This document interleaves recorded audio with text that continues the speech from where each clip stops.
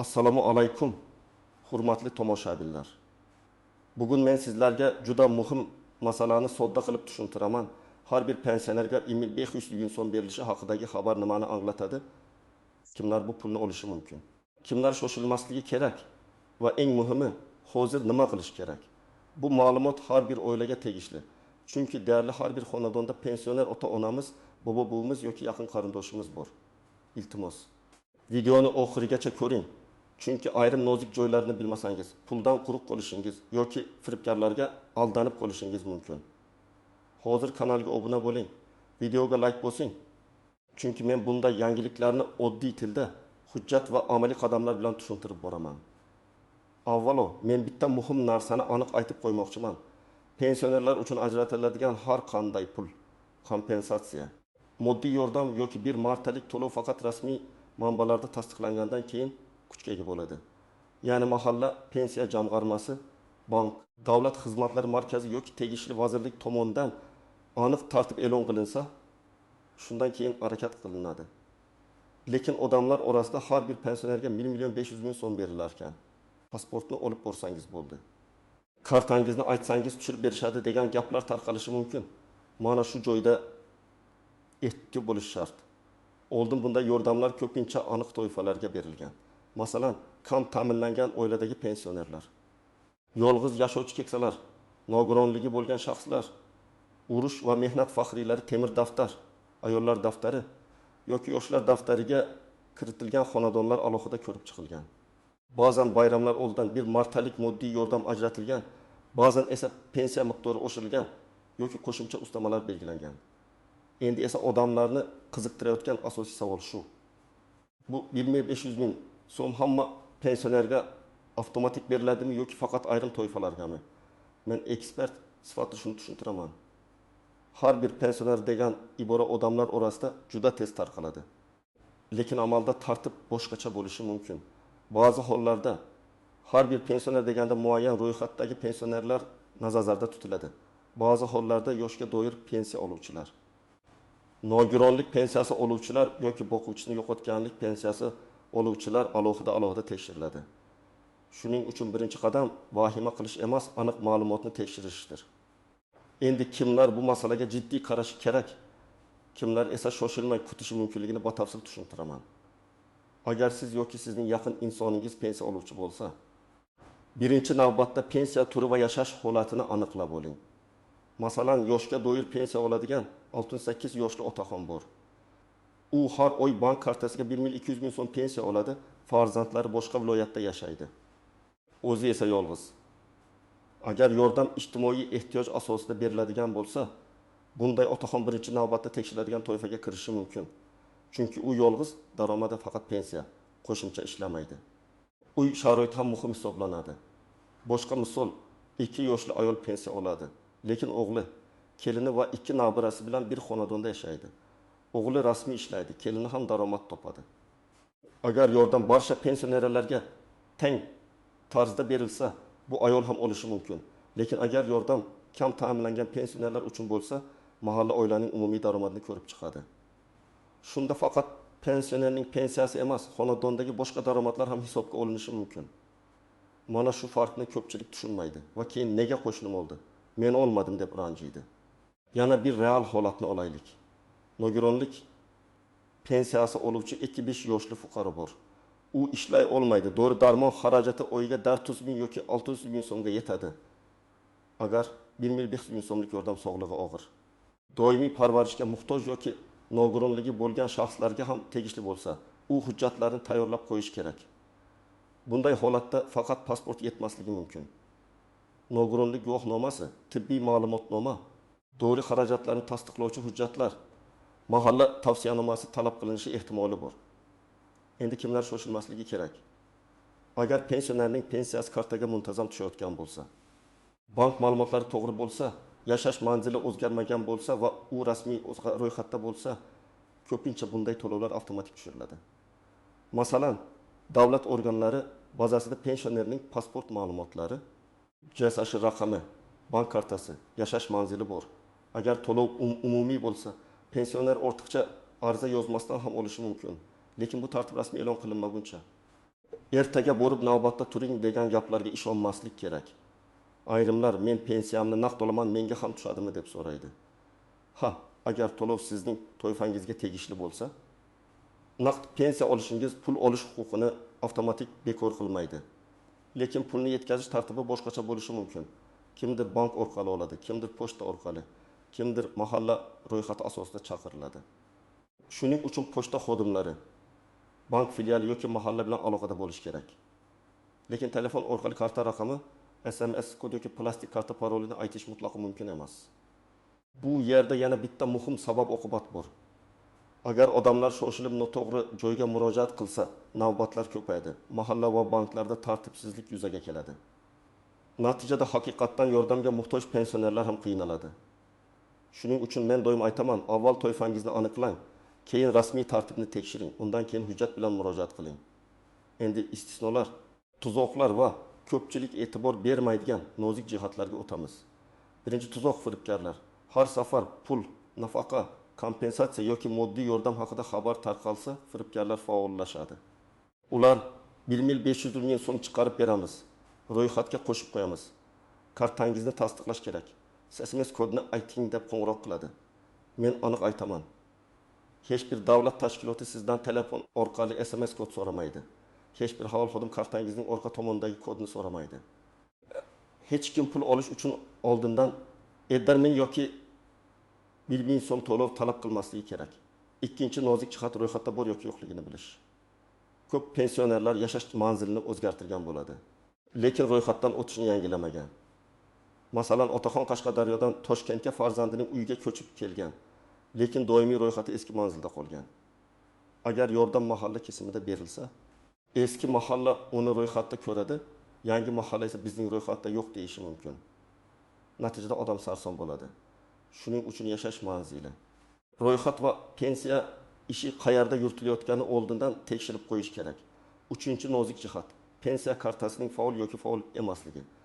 Ayrim pensionerlar kartasini yo'qotgan, muddati tugagan yoki bank ilovasidan foydalana olmaydi. Agar pul kartaga tushsa, lekin karta bloklangan bo'lsa, odam menga pul berilmadi deb o'ylaydi. Aslida mablag' hisobga tushgan bo'lishi mumkin. Faqat yechib olish uchun bankka borish kerak bo'ladi. Shuning uchun karta muddati, telefon raqami, bankdagi ma'lumotlar, plastik karta egasi ma'lumotlari to'g'ri ekanini tekshirish foydali. 4-masala. Bitta xonadonda bir nechta pensioner bo'lsa nima bo'ladi? Masalan, er-xotin ikkalasi ham pensiya oladi. Agar to'lov har bir pensionerga individual berilsa, ikkalasi ham alohida 1.500 ming so'mdan olishi mumkin. Bu holda jami 30 ming so'm bo'ladi. Lekin agar yordam xonadon daromadi yoki ehtiyojidan kelib chiqib berilsa, bitta xonadonga bitta yordam ajratilishi ham mumkin. Shuning uchun qo'shnimning uyida 2 pensioner bor. Ikkalasi oldi, biz nega olmadik degan savol tartibga bog'liq. 5-masala, ishlayotgan pensionerlar. Ko'pchilik pensioner ishlasa yordam olmaydimi deb so'raydi. Bu ham tartibga bog'liq. Agar to'lov pensiya oluvchi maqomga qarab berilsa, ishlayotgan pensioner ham olishi mumkin. Lekin agar yordam ijtimoiy himoyaga muhtojlarga qaratilgan bo'lsa, rasmiy ish haqi hisobga olinadi. Misol uchun, 65 yoshli fuqaro pensiya oladi. Shu bilan birga qorovul bo'lib ishlaydi va oyga 2500 ming so'm maosh oladi. Boshqa tomonda 7 yoshli yolg'iz buvi faqat 9 million so'm pensiya oladi. Ehtiyoj mezoni qo'llansa, buvining imkoniyati yuqoriroq bo'lishi tabiiy. 6-masala, qarzdorliklar. Ayrimlar agar bankdan kreditim bo'lsa, 1.500 so'mni bank ushlab qoladimi deb xavotir qiladi. Odatda ijtimoiy to'lovlar bo'yicha alohida tartib bo'ladi. Lekin hisob varaqqa tushgan mablag', kredit, aliment, ijro hujjati yoki boshqa majburiyatlar bilan bog'liq holatga tushib qolishi mumkin. Shuning uchun agar sizda ijro ishi, kredit bo'yicha kechikish yoki karta blokirovkasi bo'lsa, bank bilan oldindan gaplashgan ma'qul. Eng to'g'ri yo'l, bank filialiga borib, mening hisobim faolmi? Ijtimoiy to'lov tushsa yecha olamanmi deb so'rash. 7-nozik jihat, hujjatdagi ism familiya farqlari. Ba'zan pasportda ism boshqa yozilgan, pensiya hujjati eski familiya qolgan. Bank kartasida esa lotin va kiril yozuvi farq qiladi. Masalan, O'g'iloy bir joyda O'g'iloy, boshqa joyda O'g'iloy deb yozilgan bo'lishi mumkin. Bunday mayda farqlar avtomatik tizimlarda muammo tug'diradi. Agar pul tushmay qolsa, birinchi tekshiriladigan narsa shu: JSSH raqami, pasport seriyasi, tug'ilgan sana, bank hisob raqami mosmi yoki yo'qmi? Endi eng muhim qism, hozir nima qilish kerak? Men sizga bosqichma-bosqich aytaman. Birinchi qadam, rasmiy manbani tekshiring. Mahallangizga qo'ng'iroq qiling yoki borib so'rang. Pensiya jamg'armasining hududiy bo'limidan ma'lumot oling. Davlat xizmatlari markazi yoki 1108 kabi ishonch telefonlari orqali aniqlashtiring. Telegramdagi noma'lum kanallar, tezkor xabar deb yozilgan postlar, skrinshotlar va ovozli xabarlarga darhol ishonmang. Ikkinchi qadam, pensionerning asosiy hujjatlarini tayyorlab qo'ying. Pasport yoki ID karta, JSSH raqami, pensiya guvohnomasi yoki pensiya olishni tasdiqlovchi ma'lumot, bank kartasi rekvizitlari, yashash manzili haqidagi ma'lumot kerak bo'lishi mumkin. Agar pensioner nogironligi bo'lgan shaxs bo'lsa, nogironlik guvohnomasi yoki tibbiy xulosa ham kerak bo'lishi mumkin. Agar pensioner yolg'iz yashasa, mahalla tomonidan beriladigan ma'lumotnoma talab qilinishi ehtimoli bor. Uchinchi qadam, bank kartasini tekshiring. Karta muddati tugamaganmi, karta bloklanmaganmi, telefon raqami o'sha pensioner nomigami, SMS xabarlar keladimi, bankdagi hisob faolmi? Agar pensioner karta ishlatishni bilmasa, farzandlari yordam berishi mumkin, lekin bu yerda ham ehtiyot bo'lish kerak. Pul pensionerning o'z mablag'i, shuning uchun karta, parol va SMS kodlar boshqa odamning qo'lida bo'lsa, keyin oilaviy nizolar chiqishi mumkin. Eng yaxshisi, pensioner banki ishonchli yaqin insoni bilan bo'lsin va hammasini qonuniy tartibda tekshirtirsin. 4-qadam, mahalladagi ro'yxatni aniqlang. Men ro'yxatda bormanmi? Yolg'iz pensioner sifatida qayd etilganmanmi? Kam ta'minlangan xonadon sifatida ko'rilganmanmi? Menga ariza yozish kerakmi yoki avtomatik beriladimi degan savollarni bering. Bu savollarni aniq berish kerak. Chunki umumiy pul beriladimi desangiz, umumiy javob olasiz. Aniq savol bersangiz, aniqroq yo'l ko'rsatiladi. 5-qadam, agar ariza kerak bo'lsa, uni to'g'ri yozing. Arizada pensionerning to'liq ism familiyasi, tug'ilgan sanasi, pasport yoki ID karta ma'lumotlari, yashash manzili, telefon raqami, pensiya turi, yordam so'rash sababi ko'rsatiladi. Masalan, men yoshga doir pensiya olaman, yolg'iz yashayman. Daromadim faqat pensiyadan iborat, dori-darmon xarajatlarim bor. Bir martalik moddiy yordam ajratishingizni so'rayman. Mazmunida yozilishi mumkin. Agar ariza mahalla orqali topshirilsa, kirim raqamini yoki qabul qilinganini tasdiqlovchi belgi so'rab qo'ying. 6-qadam, pul tushganini tekshirishda shoshilmang. Agar rasmiy tartibda to'lovlar 10 kun ichida bosqich amalga oshiriladi deyilsa, birinchi kuni tushmasam vahima qilmang. Tizim hududma-hudud, bankma-bank, ro'yxatma-ro'yxat ishlashi mumkin. Lekin belgilangan muddat o'tib ham pul tushmasa, bankdan hisob holatini, mahalladan ro'yxat holatini, pensiya jamg'armasidan pensioner ma'lumotlari to'g'riligini tekshiring. 7-qadam, barcha gaplashuv va hujjatlarni yozib boring. Qaysi kuni mahallaga borgansiz, kim bilan gaplashgansiz, qanday javob berilgan, qanday hujjat topshirilgani, ariza raqami bormi? Bularning hammasini daftar yoki telefoningizga yozib qo'ying. Chunki keyin bizga hech narsa topshirmagansiz deyilsa, sizda dalil bo'ladi. Ayniqsa yoshi katta insonlar buni unutib qo'yishi mumkin. Farzandlari yordam bersin. Endi bir nechta hayotiy vaziyatni ko'rib chiqamiz. Birinchi vaziyat, yetim 2 yoshli bu yolg'iz yashaydi. Pensiyasi 1 million so'm. Doimiy dori oladi. Bu holatda men birinchi navbatda mahallaga borishni, yolg'iz yashovchi pensioner sifatida ro'yxatda bor yo'qligini tekshirishni, dori xarajatlarini tasdiqlovchi cheklarni saqlashni maslahat beraman. Agar yordam ehtiyoj asosida berilsa, bu hujjatlar muhim bo'ladi. Ikkinchi vaziyat, 67 yoshli otaxon pensiya oladi, lekin farzandi bilan yashaydi va farzandi yaxshi daromad qiladi. Bu holatda agar to'lov barcha pensionerlarga berilsa, otaxon kutadi va karta ma'lumotlarini tekshiradi. Agar to'lov faqat muhtojlarga berilsa, oilaning umumiy daromadi sababli yordam chiqmasligi mumkin. Bu adolatsizlik emas, balki mezon masalasi bo'ladi. 3-vaziyat, pensioner boshqa viloyatda ro'yxatda, hozir boshqa joyda yashayapti. Bu holatda men avval pensiya ishi qaysi hududda ekanini aniqlashni tavsiya qilaman. Eski mahalla bilan ham, hozir yashayotgan mahalla bilan ham bog'lanish kerak. Agar ro'yxat yangilanmasa, to'lov bo'yicha chalkashlik chiqishi mumkin. 4-vaziyat, pensionerning kartasi o'g'lining telefon raqamiga ulangan. Pul tushsa, xabar o'g'liga boradi, pensionerning o'zi bilmay qolishi mumkin. Bu holatda oilada ochiq gaplashish kerak. Men har doim maslahat beraman. Pensionerning puli pensionerning ehtiyoji uchun ishlatilishi kerak. Doğru, oziq-ovqat. Kommunal to'lov, qishki kiyim, uy ta'miri kabi zarur narsalarga sarflansa, bu yordamning maqsadi bajariladi. 5-vaziyat, kimdir men sizni ro'yxatga qo'shib beraman, 100 ming so'm bering deyapti. Bu yerda darhol to'xtang. Pul bermang. Uning ism familiyasini, telefon raqamini yozib oling va mahalla yoki huquqni muhofaza qiluvchi organlarga xabar bering. Chunki haqiqiy davlat yordami pora yoki vositachi orqali berilmaydi. Agar siz bir marta pul bersangiz, firibgar yana boshqa bahona topadi. Yana bir muhim tavsiya, pensionerning huquqini talab qilishda qo'rqmang. Lekin xodimlar bilan janjallashmang. Mahalla, bank yoki pensiya jamg'armasidagi xodim ham tartib asosida ishlaydi. Siz ulardan yozma tushuntirish, ariza qabul qilinganini tasdiqlash, qaysi hujjat yetishmayotganini aniq aytishni so'rashingiz mumkin. Menga bermadinglar deb baqirishdan ko'ra, qaysi mezon bo'yicha menga tegishli emas, yozma javob bera olasizmi deb so'rash ancha samarali. Agar pensioner o'zi yura olmasa, vakil orqali murojaat qilish masalasi ham bor. Farzandi yoki yaqin qarindoshi yordam berishi mumkin, lekin ayrim holatlarda ishonchnoma talab qilinadi.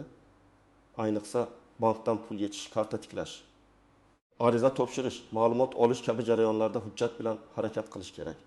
Og'zaki men uning o'g'liman deyish har doim yetarli bo'lmaydi. Shuning uchun notarial ishonchnoma yoki tegishli tartibni oldindan so'rab biling. Men yana shuni alohida ta'kidlayman. 1,5 ming so'm katta yordam, lekin uni to'g'ri ishlatish ham muhim. Agar pul tushsa, avval eng zarur xarajatlarni yozib chiqing. Masalan, 500 ming so'm dori-darmon, 300 ming so'm oziq-ovqat, 200 ming so'm kommunal to'lov, 300 ming so'm issiq kiyim yoki uy uchun zarur buyum, 200 ming so'm favqulodda ehtiyoj uchun qoldirish mumkin. Albatta, har bir oilaning holati boshqacha, lekin pulni bir kunda keraksiz narsalarga sarflab yubormaslik kerak. Demak, hurmatli tomoshabinlar, har bir pensionerga 1,5 ming so'm masalasi bo'yicha eng muhim narsa shuki, avval rasmiy tartibni tekshiramiz, keyin pensionerning toifasini aniqlaymiz, hujjatlarni tayyorlaymiz, bank kartasi va ro'yxat ma'lumotlarini tekshiramiz, firibgarlarga aldanmaymiz. Agar to'lov umumiy bo'lsa, ko'pchilik avtomatik olishi mumkin. Agar to'lov ehtiyoj asosida bo'lsa, mahalla va tegishli tashkilotlar mezon bo'yicha ko'rib chiqadi. Men sizdan iltimos qilaman, bu videoni pensioner ota-onangizga, bobo-buvingizga, qo'shnilaringizga yuboring. Kommentariyada yozing. Sizning hududingizda bu masala bo'yicha qanday ma'lumot berishyapti? Pul tushdimi? Ariza so'ralyaptimi yoki avtomatik deyishyaptimi? Men kommentariyalarni kuzataman va kerak bo'lsa, keyingi videoda eng ko'p berilgan savollarga alohida javob beraman. Videoga like bosing, kanalga obuna bo'ling va bildirishnomani yoqib qo'ying. Chunki bunday muhim yangiliklarda bir kun kechikish ham odamni sarson qilishi mumkin.